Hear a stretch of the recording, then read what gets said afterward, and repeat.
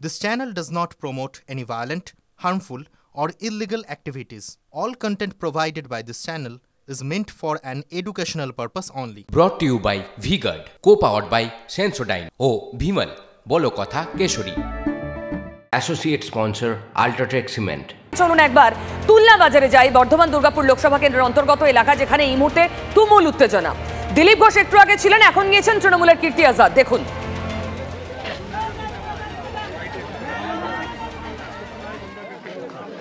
দিলীপ ঘোষের নিরাপত্তা রক্ষীদের বিরুদ্ধে অভিযোগ যে তারা মারধর করেছেন তৃণমূল কর্মীদের, তারপর তার গাড়ির সামনে শুয়ে পড়ে বিক্ষোভ দেখান তৃণমূল কর্মীরা, এবং সেই অশান্তি এত চরমে ওঠে যে সংবাদ মাধ্যমের ওপরেও সেই আঁচ এসে পড়ে। আমাদের গাড়ির কাঁচ ভাঙচুর করা হয়েছে এবং গাড়িতেও ভাঙচুর করা হয়েছে। এখন কীর্তি আজাদ গিয়েছেন সেখানে, এখনকার আপডেট দেবে হিরক, আমার সহকর্মী হিরক।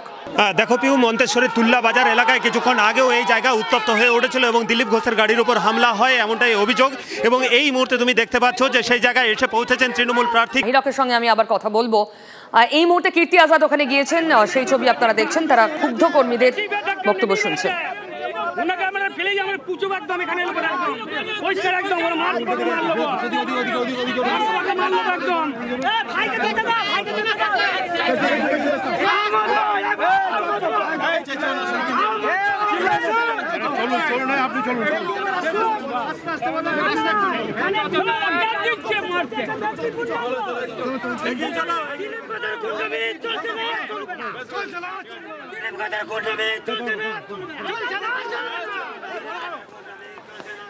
দুটো অশান্তির ছবি আপনাকে দেখালাম যখন দিলীপ ঘোষ ঘটনাস্থলে ছিলেন, তারপর যখন কীর্তি আজাদ গিয়েছেন, এখনকার উত্তেজনাও দেখতে পাচ্ছেন। কি চলছে এই মুহূর্তে? পিউ দেখো, এই মুহূর্তে তুল্লা বাজারে এসে পৌঁছেছেন বর্ধমান দুর্গাপুর লোকসভা কেন্দ্রের তৃণমূল প্রার্থী কীর্তি আজাদ, এবং কীর্তি আজাদের কাছে এলাকার যারা মানুষ রয়েছেন, সেই এলাকার মানুষজন তারা তাদের অভিযোগ তুলে ধরছেন। তাদের যেটা দাবি, স্থানীয় বাসিন্দারা যেটা কীর্তি আজাদকে জানাচ্ছেন যে দিলীপ ঘোষের যারা সিকিউরিটি ছিলেন, যারা নিরাপত্তার দায়িত্বে ছিলেন, তারা তৃণমূল কর্মীকে মারধর করেছে এবং তারপরে এলাকায় উত্তেজনা ছড়িয়েছে। আমি একটু কথা বলার চেষ্টা করবো কীর্তি আজাদের সঙ্গে। বলছি, ঘটনাটা কি ঘটেছিল একটু প্লিজ বলুন। घटना उसका आदमी लाठीचार्ज करवाया, तीन आदमी लोगों को गंभीर रूप से चोट लगा है। कौन लाठीचार्ज किया? ये लाठीचार्ज दिलीप घोष के साथ जो कॉन्वॉय चल रहा है, 25-25 गाड़ी चल रही है। इलेक्शन कमीशन को बताया गया है और इलेक्शन कमीशन कुछ नहीं कर रही है। मोदी को कोड ऑफ कंडक्ट हो गया है क्या? उसके बाद अभी तक तो इलाका में थोड़ा उत्तेजना है। हाँ, उतना जो अवश्य रहेगा, वो तो इस प्रकार का आदमी, आप क्या कर सकते हैं उसके बारे में? वो तो आदमी उल्टे दिमाग का है, उसका दिमाग खराब है। वो अगर अपने आप को बहुत ज़्यादा समझता है तो आ जाए, मिल लेते हैं मैदान में, दो हाथ कर लेते हैं। सिक्योरिटी ने लाठीचार्ज किया, मेरा बहुत ज़्यादा उसने देख लिया।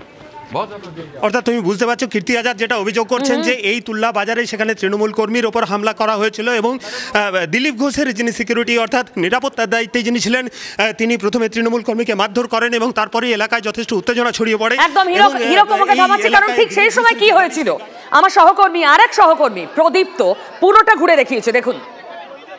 দিলীপ ঘোষকে ঘিরে কিন্তু বিক্ষোভ শুরু হয়েছে এবং এই যে ছবি ধরা পড়ছে এই মুহূর্তে, তা হলো যে দিলীপ ঘোষের যে নিরাপত্তা রক্ষীরা ছিলেন তাদের লাঠিচার্জে একজন আহত হন, এরকম একটা অভিযোগ হচ্ছে।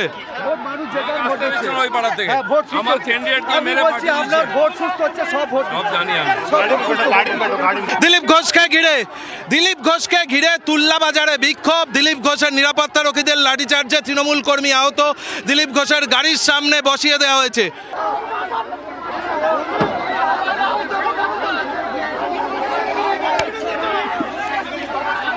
আমরা কাউকে মারিনি, নিজেরা মুখ ফাটিয়েছে। আপনার গাড়ির সামনে তাকে এনে ফেলে দেওয়া হলো। ওই ড্রামা চলবে না, সকাল থেকে প্ল্যান করা হয়েছে শাহজাহান শেখের মতো, সব প্ল্যানিং। আপনি কি কোনোভাবে কমিশনকে ইতিমধ্যেই জানিয়েছেন? আমি ফোন করেছি জেনারেল অবজারভার।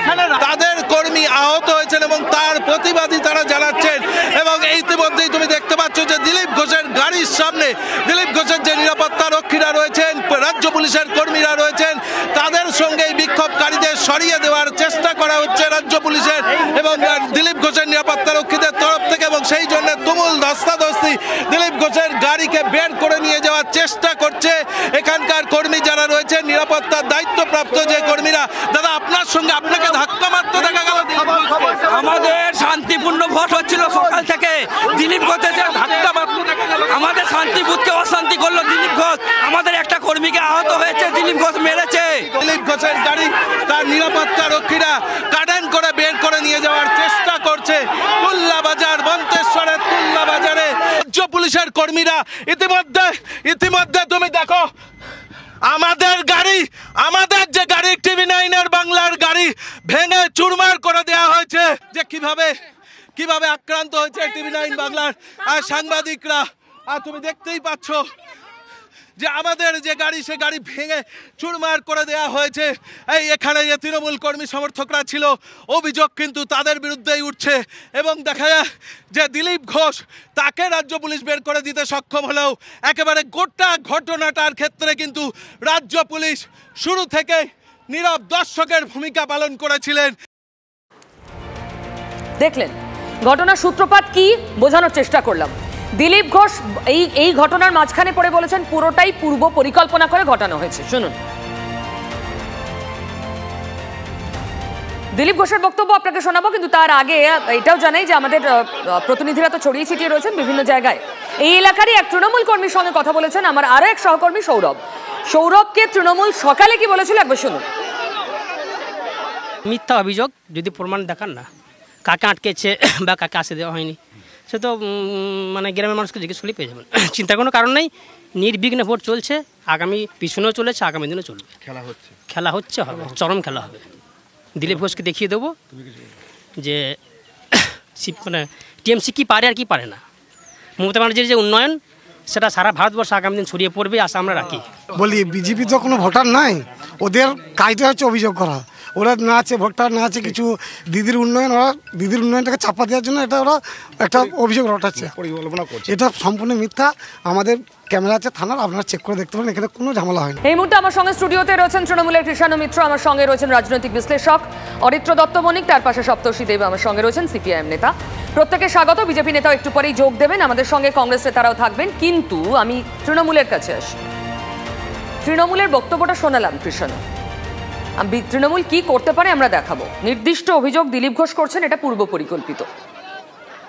এটা তো আমাদের কর্মী বা আমাদের দলের পক্ষ থেকে আলাদা করে বলার প্রয়োজন থাকে না। তার কারণ হচ্ছে দিলীপ ঘোষ যেখানেই যায় সেখানে মারবো, কাটবো, পুঁতে দেব, দেখে নেব, এই করব। যখন জনরোষের কবলে পড়লেন তখন গাড়িতে লুকোতে হলো। তো এই মানুষটি মানে দুর্ভাগ্যজনকভাবে মিডিয়াও তার কথাবার্তাকে একটু মধু টধু দিয়ে লেপে পরিবেশন করার চেষ্টা করে। তো তার জন্য মানুষের মনে ক্ষোভও আছে যে এই মানুষটি 2019-এর পর থেকে নিরন্তর বাংলার মানুষকে উত্ত্যক্ত করছে, সন্ত্রস্ত করছে, এবং একই ভাষা এইভাবে অনাথ করে দেব, বাড়িতে থান পাঠিয়ে দেব, উপর থেকে 6 ইঞ্চি নামিয়ে দেব, এই হচ্ছে তার ভাষা। তারপরে সে যদি মিডিয়া ডার্লিং হয় তো মানুষের ক্ষোভ সেই ব্যক্তির সাথে সাথে মিডিয়ারও একাংশের দিকে থাকবে। তো এই ব্যক্তিগুলো যারা গণতন্ত্রের কুলাঙ্গার, যারা গণতন্ত্রের মিডিয়াকে কাট করে দাঁড় করান, সুবিধা হয় তাতে। আমি তো আবার বললাম যে সকলকে একটু দায়িত্বশীল হতে হয়। যেরকম আমার তৃণমূল কর্মীরা মাঠে ময়দানে লড়ছে, আমি টিভির পর্দায় কর্মীরা নিজেরা মাথা ফাটিয়ে বিজেপির ঘাড়ে দোষ চাপাচ্ছে বলছেন দিলীপ ঘোষ। দিলীপ ঘোষ তো মিথ্যার, মানে উনি তো গণশক্তি থেকে এইগুলো ধার করেছেন। আমরা তো দেখছি একজন বিজেপির সভাপতি, একজন বিজেপির প্রাক্তন সভাপতি, বিজেপির সরাসরি প্রার্থী, আর একজন বিজেপির ছদ্ম প্রার্থী। এই দুজনে কেন্দ্রীয় বাহিনী এবং তারা দাপিয়ে বেড়াচ্ছেন দুটো কেন্দ্রতে, এবং তাদের এক একজনের কনভয়েতে 25টা 30টা করে গাড়ি। একই অভিযোগ বিজেপির প্রার্থী দিলীপ ঘোষ এবং বিজেপির ছদ্ম প্রার্থী অধীর চৌধুরীর বিরুদ্ধে। আমরা তো বারংবার, আজকে অধীর চৌধুরীর সাথেও 25টা গাড়ির কনভয় ঘুরছে কেন? আমরা তো নির্বাচন কমিশনকে এই অভিযোগটা জানিয়েছি, নির্বাচন কমিশন ততই বছর তারা কিছু করেনি। তো এগুলো দেখতে হবে। আমি দেখাবো, গ্রামের মানুষ সন্তুষ্ট হয়ে 25টা গাড়ির কনভয়। অধীর চৌধুরীর প্রসঙ্গ যখন এলো, দেখুন একটু আগে পুলিশের সঙ্গে অধীর চৌধুরী ঝামেলা, এবং একই প্রশ্ন পুলিশ করেছে, এত গাড়ি কেন? একটা গাড়ি তুলে নিয়েছে পুলিশ, এমনই শোনা যাচ্ছে। আপনি মাত্র 3টি গাড়িতে ঘুরছেন। না, ব্যাপার যে আমার যাই গাড়ি আছে এটা কেন্দ্রীয় সরকারের সিকিউরিটি দেওয়া গাড়ি, এক রাজ্য একটা তার মধ্যে গাড়ি দেয়, আরেকটা গাড়ি আমি নিজে ব্যবস্থা করে চালাই। তারা সিকিউরিটি ব্যাপারে, এটা আমার সঙ্গে দুটো কার চলবে। আমার যে ক্যাভালকেড, আমার যে গাড়ি, তার সঙ্গে সামনে একটা কার থাকবে, পিছনে একটা কার থাকবে। এটা আমার সিকিউরিটি কনসার্নের প্রশ্ন, ঠিক আছে? আমি সেইভাবেই চলছি। তার আমি কারোর কাছে কিছু দয়া ভিক্ষা চাইনি, এখানকার রাজ্য সরকারের কাছে কিছু চাইও নি। হঠাৎ এখানকার পুলিশ, লোকাল পুলিশ একটু অ্যাক্টিভেট হয়ে গেছে, কারণ আমি বিভিন্ন বুথে ঘুরছি। আমি বিভিন্ন বুথে ঘোরার জন্যে যেগুলো ছাপ্পা টাপ্পা বা নকলি ভোট দেওয়ার ইচ্ছা টিচ্ছা ছিল, সেখানে কিছুটা বাধা পাচ্ছে, ফলে নানারকমভাবে তাদের কমপ্লেন আসছে। দ্বিতীয় কথা, আমার সঙ্গে মিডিয়ার লোক, অর্থাৎ সংবাদ জগতের লোকরা, সংবাদ মাধ্যমের লোকরা তারা ঘুরছে, সেটা তো আমার কোনো কিছু করার নাই। আমি তো আপনাদেরকে বলছি না যে আপনারা আমার সঙ্গে ঘুরুন। এখানটা অন্য প্রার্থীদের সঙ্গে আমরা শুনছি 30টা 40টা করে গাড়ি থাকছে, সেখানে হঠাৎ আমার গাড়িতে তো নজর পড়লো কেন আমার জানা নেই, তবে নিশ্চয়ই আমার গাড়িটা অন্য গাড়ি থেকে দাম কম হলেও দেখতে ভালো, তাই হয়তো নজর পড়েছে। এই মুহূর্তে কংগ্রেস নেতা শুভাশিস ভট্টাচার্য আমার সঙ্গে রয়েছেন। শুভাশিস দা, না, অধীর চৌধুরীর ওখানে ভরতপুরে অন্তত 20টা বুথে মানুষকে ঢুকতে দিচ্ছে না, পাড়ায় পাড়ায় বোমবাজি করছে তৃণমূল এবং একচেটিয়া ছাপ্পা হচ্ছে। ইলেকশন কমিশন চুপ, বড়ুয়া থানার ওসি নিজে দাঁড়িয়ে, এত বাহিনী টাহিনী থাকা সত্ত্বেও একচেটিয়া ছাপ্পা হচ্ছে, একচেটিয়া ছাপ্পা হচ্ছে। বড়ুয়া থানার ওসি দাঁড়িয়ে ছাপ্পা করাচ্ছে। বলছি বাহিনী কোথায়, যেখান থেকে করেননি? আমি বলছি একটু বলে নেই প্লিজ। সেটা যেখান থেকে ভোটাররা আসবে সেই জায়গায় বম্বিং করছে। ইলেকশন কমিশন চুপ, 7 দফায় নির্বাচন করছে, পশ্চিমবাংলার ইতিহাস জেনে 7 দফায় নির্বাচন করছে, যাতে এখানে কোনো রকম সমস্যা না হয়, কোনো রক্তপাত না হয়। আমরা দেখতে পাচ্ছি মানুষ ভোট দিতে পারছে না, গণতান্ত্রিক অধিকার প্রয়োগ করতে পারছে না, এবং সেটা এত কুইক রেসপন্স টিম, কেন্দ্রীয় সরকারের আধা সামরিক বাহিনী, ইলেকশন কমিশন, বুথে ক্যামেরা, সব কিছু হওয়ার পর এগুলো হচ্ছে। কেন হচ্ছে, কিসের কারণ হচ্ছে? তার মানে একটা এখানে তৃণমূল কংগ্রেস এবং বিজেপি বোঝাপড়া করে হারানোর চেষ্টা করছে এখানে, যাতে এখানে ইলেকশন কমিশন চুপ, এখানে তৃণমূল বলছে বিজেপি আর অধীর চৌধুরীর বোঝাপড়া হয়েছে। অধীর চৌধুরীর দলের নেতা বলছেন তৃণমূল আর কমিশনের বা বিজেপির মধ্যে বোঝাপড়া হয়েছে। অরিত্র, আপনার দেখে কিরকম শুনে, এসব শুনে আপনার কি মনে হচ্ছে? দেখুন, আমার প্রথমেই মনে হচ্ছে এটা ম্যাসিভ ম্যানেজমেন্ট ফেইলিয়ার। তার কারণ আমি কিছুক্ষণ আগেই গতকাল রাত থেকে টেস্ট করার চেষ্টা করছিলাম, এই ইলেকশন কমিশনের এই কমপ্লেন পোর্টাল ঠিকভাবে কাজ করে না। তারা কুইক রেসপন্স টিমের কথা বলেছিলেন, যেটা স্যার বললেন 90 মিনিটের মধ্যে নাকি ফরেন অ্যাকশন টিম হওয়ার কথা, সেই বিষয়ে কোনো কিছু বলে না। একটা ইলেকশন কমিশন আমার মনে হচ্ছে ক্রমাগত বায়াসড হয়ে যাচ্ছে এবং পুলিশের যথাযথ ব্যবহার হচ্ছে না। আজকে এই যে এর ওর ঘাড়ে দায় ঠেলাঠেলি, না কার দিকে সেটা তো বিভিন্ন ক্ষেত্রে বিভিন্ন দিকে বায়াসড হয়ে যাচ্ছে। তার কারণ আপনি যদি দেখেন, এখানে ইলেকশন কমিশনের অপারেশনটা, তাদের কেন্দ্রীয় বাহিনী থাকার কথা ছিল, তারা প্রেস কনফারেন্সে সিইসি রাজীব কুমার যা বলেছিলেন সেই কথার সাথে একটা কথাও মিলছে না, অ্যাক্টিভিটি কোনো কিছু মিলছে না। তারা বলেছিল যে সেখানে ভলান্টিয়ার থাকবে, কোনো মানুষ যদি কমপ্লেন করে তাহলে 90 মিনিটের মধ্যে সেই জায়গার আনরেস্ট সলভ করা হবে। পুলিশ নির্বাক হয়ে দাঁড়িয়ে আছে, তারা কার কথায় কাজ করছে কি করে বলবো বলুন। কিন্তু যেটা মোদ্দা ব্যাপার, সেটা হচ্ছে এই দায় ঠেলাঠেলি খেলায় আলটিমেটলি যেটা হচ্ছে সেটা কিন্তু ভোটটা আজকে আমরা দেখতে পাচ্ছি সবাই সবার সঙ্গে বোঝাপড়া, কমিশন কারো একটার সঙ্গে, বিজেপি কোনো একটা দলের সঙ্গে, কার সঙ্গে, প্রত্যেকের সঙ্গে আন্ডারস্ট্যান্ডিং এর অশুভ আঁতাতের অভিযোগ করছে। হচ্ছেটা কি তাহলে? ইন্দোর, খাজুরাহো, এই 3 জায়গায় সমস্ত বিরোধীদের জোর করে বল প্রয়োগ করে তোলানো হয়েছে কংগ্রেসের ক্যান্ডিডেটদের, এবং বিজয় বর্গীয় সে উঠিয়ে নিয়ে যাচ্ছে। অধীর বাবুর বক্তব্য শুনলেন তো আপনি? আচ্ছা, আমার সঙ্গে নতুন অতিথি আছে, একটু পরিচয় করে দিন। ফাল্গুনী পাত্র, বিজেপি নেতা, নামটা বলতে দিন। ফাল্গুনী পাত্র, বিজেপি নেতা আমাদের সঙ্গে রয়েছেন, স্বাগত আপনাকে। হ্যাঁ, এবার সুভাষিতা, আমার আপনার কাছে প্রশ্ন। অধীর চৌধুরীকে যখন জিজ্ঞাসা করা হলো এতগুলো 25টা গাড়ির কনভয় কেন, উনি বলছেন সব কেন্দ্রীয় সরকারের দেওয়া নিরাপত্তা ব্যবস্থা, আমার সিকিউরিটির জন্য। নেতাকে, বিরোধী দলের একজন নেতাকে কেন্দ্রীয় সরকার এরকম সিকিউরিটি দিচ্ছে, আর আপনি বলছেন অশুভ আঁতাত রয়েছে এখানে সঙ্গে। তাও নেতা আপনাদের দলে জাস্টিফাই করেছে, তার সঙ্গে কেন গাড়ি ছুটছে তার জন্য আমাদের পিসিসি প্রেসিডেন্ট সে জাস্টিফাই করেছে কেন ছুটছে। কিন্তু কারণ হলো, ছোটার কারণ হলো 3-4টে জায়গায় র্যাম্প্যান্ট ছাপ্পা হচ্ছে। সে যদি দৌড়াদৌড়ি না করে, নেতাকে এই সিকিউরিটি, আর আপনি বলছেন ভোটারদের সিকিউরিটি নেই, বোমা মারা হচ্ছে যেখান থেকে ভোটার বের হচ্ছে। আরে ভোটারদের সিকিউরিটি দেওয়ার কথা তো ইলেকশন কমিশনের, ভোটারদের সিকিউরিটি দেওয়ার কথা ইলেকশন কমিশনের। 3.5 ঘন্টা ধরে রাজীব কুমার শের শায়রি দিয়ে ইলেকশন ঘোষণা করেছিল এবং তখন বলেছিল আমি এনশিওর করছি কোনো রক্তপাত হবে না। পশ্চিমবাংলার বুকে রক্তপাত হচ্ছে এবং বিভিন্ন জায়গাতে আমরা দেখেছি, সুরাট, ইন্দোর এবং খাজুরাহো। এবং শুধু তাই না, অমিত শাহ তার বিরুদ্ধে যারা প্রার্থী হয়েছিল 16 জনকে তুলিয়ে নিয়েছে জোর করে। এই জিনিস চলছে ইলেকশন। ফাল্গুনী পাত্রের কাছে যাব, কিন্তু তার আগে সপ্তর্ষি, কেমন হচ্ছে ভোট? সকালে ফাল্গুনী আসবো, সপ্তর্ষি বলেন। সকালে তো ভোট যেটা দেখছিলাম সেটা একরকম ছিল, আজকে দুপুরের দিকে দেখছি একটু গন্ডগোল বাড়ছে। কিন্তু এই অধীরবাবুর যে সেন্ট্রাল সিকিউরিটির যে বিষয়টা, এটাতে আমি একটা পয়েন্ট অ্যাড করতে চাই আর কি। দেখুন, অধীরবাবু কংগ্রেসের নেতা ঠিকই, কিন্তু উনি দেশের লিডার অফ দ্য অপোজিশন। আর দেশের লিডার অফ দ্য অপোজিশনের র্যাঙ্ক যে কোনো ক্যাবিনেট মন্ত্রীর মতন হয়, এটাই ভারতের সংবিধান বলে। সেক্ষেত্রে দাঁড়িয়ে তার কোনো বাড়তি যদি সিকিউরিটি অ্যারেঞ্জমেন্ট থাকে সেটা অনৈতিক কিছু নয়, এটা প্রথম কথা। দ্বিতীয় কথা হচ্ছে যে এই যে তৃণমূল দিলীপ ঘোষের সামনে শুইয়ে দিল লোকটাকে, সে যদি খুবই অসুস্থ হতো তাহলে তাকে তো হাসপাতালে নিয়ে যেত। হাসপাতালে না নিয়ে গিয়ে দিলীপ ঘোষের গাড়ির সামনে শুইয়ে দিচ্ছে, এটা তো একটু কীরকম লাগছে না আমার? সে নাকি আহত হয়েছে। সুতরাং পুরোটাই একটা মানে রাজনীতি করা হচ্ছে এবং একদম গ্যালারিতে লোকজনকে দেখানোর জন্য হচ্ছে। আমি বলতে চাইছি, দেখুন, বহরমপুরে অধীর চৌধুরী জেতার মতন জায়গায় রয়েছেন এবং তাই জন্যই এই বিভিন্নভাবে তাকে বিরত করার চেষ্টা করা হচ্ছে। এবং ইলেকশন কমিশন দিলীপ ঘোষের ক্ষেত্রে আমি সেটা বলতে পারবো না, কিন্তু আমি যেটা বলতে পারি সেটা হচ্ছে যে ইলেকশন কমিশনের free and fair vote ensure করবার দায়িত্ব।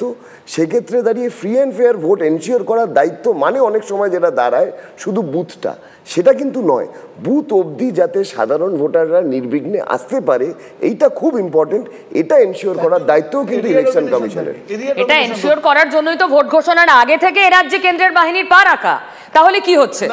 আমি ফাল্গুনি, দেখুন, বিভিন্ন জায়গায় গণ্ডগোল হলেও আমরা শেষ যে দফা, তৃতীয় দফা অবধি ভোট দেখেছি এবং এটা চতুর্থ দফার নির্বাচন। মোটের ওপর প্রত্যেকটা জায়গায় পশ্চিমবঙ্গ মানেই ভোট, মানেই সেখানে রক্তপাত, সেখানে খুন, সেখানে বোম, সেখানে গুলি। তো এটা একটা ট্র্যাডিশন হয়ে দাঁড়িয়েছে। তো সেখানে কেন্দ্রীয় বাহিনী যথেষ্ট তাদের চেষ্টা চালাচ্ছে, কিন্তু এখানে রাজ্য সরকারের সদিচ্ছা, মানুষের সদিচ্ছা, সমস্ত রাজনৈতিক দলের সদিচ্ছা পুরোটাই কিন্তু এর সাথে অ্যাসিওর করতে হয়। কারণ শুধু কেন্দ্রীয় বাহিনী নিশ্চয়ই তাদের এই দায় আছে, কিন্তু কেবলমাত্র কেন্দ্রীয় বাহিনী যেখানে ব্যালট রাস্তায় পাওয়া যায়, ব্যালট জঙ্গলে পাওয়া যায়, ব্যালট নদীতে পাওয়া যায়, যেখানে কাউন্টিংয়ে গিয়ে ছাপ্পা দিতে হয়, সেই জায়গায় দাঁড়িয়ে ভোট যে এরা লুট করার চক্রান্ত করবে সেটা স্বাভাবিক, সেটা করছেও, কিন্তু তবুও মানুষ ভোট দিচ্ছে। কিন্তু আজকে 900-র অধিক কমপ্লেন বিভিন্ন জায়গা থেকে এসছে এবং সেই কমপ্লেন যেখান থেকে এসছে কুইক রেসপন্স টিম সেখানে পৌঁছেছে। তো এরপরে দেখার যে ভোটের এই পরিস্থিতি কোন দিকে যাচ্ছে। আমরা দেখছি বিভিন্ন জায়গায় পরিষ্কার অভিযোগটা বিজেপি এবং কমিশনের আতাতের অভিযোগ গোড়ার থেকেই রয়েছে। বিজেপি অধীর বাবুর সঙ্গে কোথাও আন্ডারস্ট্যান্ডিং করেছেন, কোথাও অভিযোগ বিজেপি তৃণমূলের সঙ্গে আন্ডারস্ট্যান্ডিং করছে, তাই পুলিশ সক্রিয় হয়ে গেছে, কেন্দ্রীয় বাহিনী ঠুটো হয়ে যাচ্ছে। এটার উত্তর দিন। দেখুন, কেন্দ্রীয় বাহিনী ঠুটো যদি হয়ে যেত তাহলে এখানেও আজও দেখতেন বোমা চলতো, গুলি চলতো, মার্ডার হতো। কেন্দ্রীয় বাহিনী সক্রিয় আছে বলেই এই রকম ঘটনা ঘটতে দেখা যাচ্ছে না। কারণ এখানে যে ধরনের ক্রাইম হয়, প্রত্যেকটা দিন প্রত্যেকটা সময়ে ক্রাইম করে নিজেদেরকে জিততে হয়। কারণ যে পাহাড় প্রমাণ দুর্নীতি তৃণমূলের রয়েছে, মানুষ তাদের থেকে মুখ ফিরিয়ে নিয়েছে, কিন্তু তারা মরিয়া, তাদের জিততেই হবে। সেই জন্য সকালবেলা থেকে আপনারা দেখেছেন যে আমাদের বিভিন্ন জায়গায় ভোটার যারা বুথ কর্মী, যারা বুথে বসে, তাদেরকে তুলে দেওয়া হয়েছে, কোথাও চক্রান্ত করা হয়েছে। বারবার দিলীপ দা দৌড়ে যেখানে দিলীপ বাবু নিরাপত্তা রক্ষীদের বিরুদ্ধে অভিযোগ করছে তৃণমূল, যে উনি কোথাও হার দেখতে পাচ্ছেন, তাই তৃণমূলের ওপর পাল্টা আক্রমণ করছে। দেখুন, তৃণমূল হার দেখতে পাচ্ছে কারণ মানুষ ভারতীয় জনতা পার্টির সাথে আছে এবং মানুষ, তো 4 জুন বোঝা যাবে। আজকে তো অবশ্যই অভিযোগ বিজেপির বিরুদ্ধে। দেখুন, আমরা দিলীপ ঘোষের নিরাপত্তা রক্ষীরা পাবলিককে মারছে, এটা অভিযোগ। না না, অভিযোগ তো করতেই পারে। পাবলিক কোথায়? ওখানে বিভিন্ন জায়গায় আমাদের কাছে যে কমপ্লেন এসছে, তৃণমূলের এক একটা বুথে প্রকাশ্যে যেভাবে ভয় দেখানো হচ্ছে, যেভাবে আমাদের ভারতীয় জনতা পার্টির যারা ভোটার তাদেরকে ভোট দানে আটকানো হচ্ছে। ভোটারের গায়ে লেখা আছে, কপালে লেখা আছে গিয়ে বিজেপিকে ভোট দেবেন না, কর্মীদের আটকাচ্ছে। তারা অভিযোগ কর্মীদের জানে, যারা ভোটার স্লিপ বিলি করেছে, যারা বুথে গিয়ে প্রচার করেছে। এইরকম যে এলাকা যেখানে সংখ্যালঘু এরিয়ার মধ্যে বিশেষত যে হিন্দুরা রয়েছেন বা অন্যান্য জায়গাতেও, শুধু এক জায়গায় নয়, এই রকম জায়গাগুলোতে বিভিন্নভাবে ভোটারদের আটকাবার চেষ্টা করা হচ্ছে এবং তার ফলেই এই ধরনের ঘটনা ঘটছে। দেখুন, আজকে যেখানে ওখানে আমাদের মন্তেশ্বরে ওখানে ভারতীয় জনতা পার্টির কার্যকর্তা সাধারণত বুথের সময় তাদের এক জায়গায় বুথ কর্মীরা হয়, খাওয়া দাওয়া হয়, সেইখানে গিয়ে তাদের বাইক ভেঙে দিয়েছে, সেখানে তাদের উপর অ্যাটাক হয়েছে। সেখানে বিজেপির অভিযোগ রয়েছে, তৃণমূলের অভিযোগ রয়েছে। আসবো কত ভোটে হেরেছিল এটা বলুন। কিন্তু আজকে যত না তৃণমূল নেতাদের বিরুদ্ধে অভিযোগ, অনেক বেশি নেতারা অভিযোগ করছেন পুলিশের বিরুদ্ধে। কোথাও কি পুলিশ তৃণমূলের হয়ে কাজ করছে এরকম অভিযোগই আসছে পরপর ঘটনা। একটু পরেই দেখাবো জিতেন তিওয়ারি, তার সঙ্গে পুলিশের বচসা, অধীর চৌধুরী পুলিশ, এখানেও পুলিশের বিরুদ্ধে অভিযোগ। কেন? তৃণমূল কি উত্তর দেবে? Brought to you by V-Guard, co-powered by Sensodyne ও ভিমল, বলো কথা কেশরী। Associate sponsor UltraTech cement.